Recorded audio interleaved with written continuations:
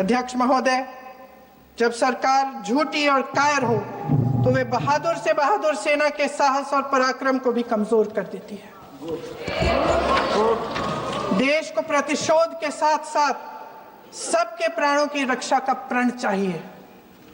सेना की शक्ति के साथ सरकार की सच्चाई भी चाहिए।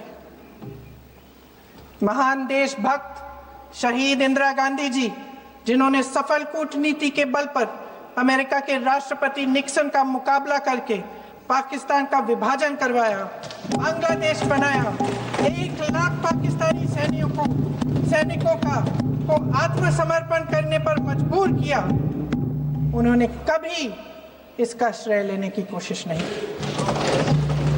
ऑपरेशन सिंदूर का मकसद अगर पाकिस्तान को सबक सिखाना था तो शायद ये मकसद अभी अधूरा है, क्योंकि हमारी कूटनीति विफल रही है।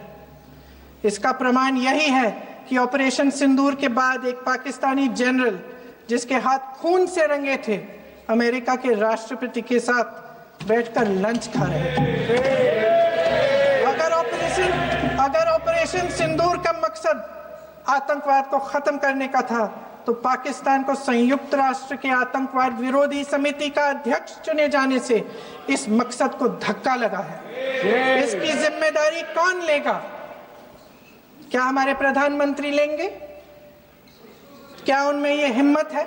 नहीं है। अगर इस ऑपरेशन के दौरान हमारे जहाजों का नुकसान नहीं हुआ तो सदन में इसे साफ साफ कहने से क्या डर है? क्यों नहीं कहा है? कल भी रक्षा मंत्री जी ने कहा कि हमारे इंफ्रास्ट्रक्चर का नुकसान नहीं हुआ, तो जहाजों के बारे में भी बता दें, साफ साफ बता दें, क्या हर्ज है? सच्चाई तो है। सवालों से बचने के लिए ये सरकार हमेशा प्रयास करती है। इसकी राजनीतिक कायरता बेमिसाल है। देशवासियों के प्रति जवाबदेही का एहसास ही नहीं है। सच्चाई ये है कि इनके दिल में जनता के लिए कोई जगह नहीं है। सब राजनीति है, सब पीआर है, सब प्रचार है, सब पब्लिसिटी है। देश की जनता के लिए आपके हृदय में कुछ नहीं रहा।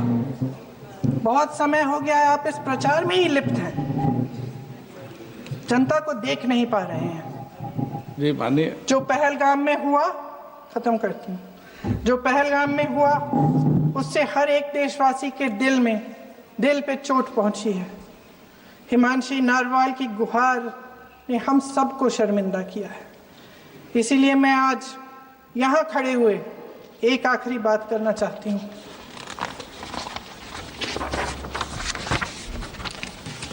इस सदन में लगभग सभी के पास सुरक्षा है, सुरक्षा की व्यवस्था है।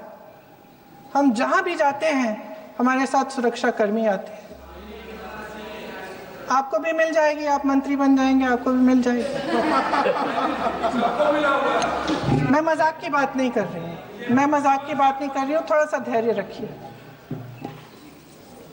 उस दिन पहलगाम में 26 परिवार उजड़ गए। 26 लोगों को अपने परिवार के सदस्य के सामने मारा गया।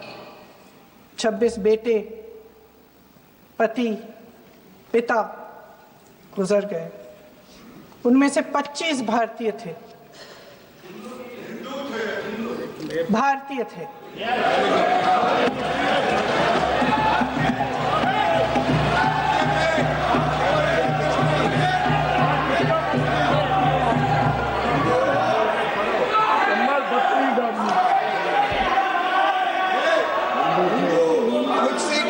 जितने भी लोग बैसारन वैली में थे और जो 25 भारतीय मारे गए, उनके लिए कोई सुरक्षा नहीं थी, कोई सुरक्षा नहीं थी।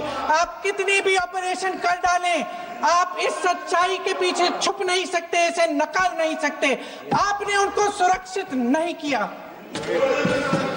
कोई शर्म नहीं है, कोई शर्म नहीं है, कोई शर्म नहीं है और ना कभी होगी। सुन लीजिए, सुबह भी मैं शिव मंत्र बोल के आई हूं। इनको क्या पता शिव मंत्र क्या है? कुर्सी मंत्र। खत्म कर लूं अपना भाषण? कुर्सी मंत्र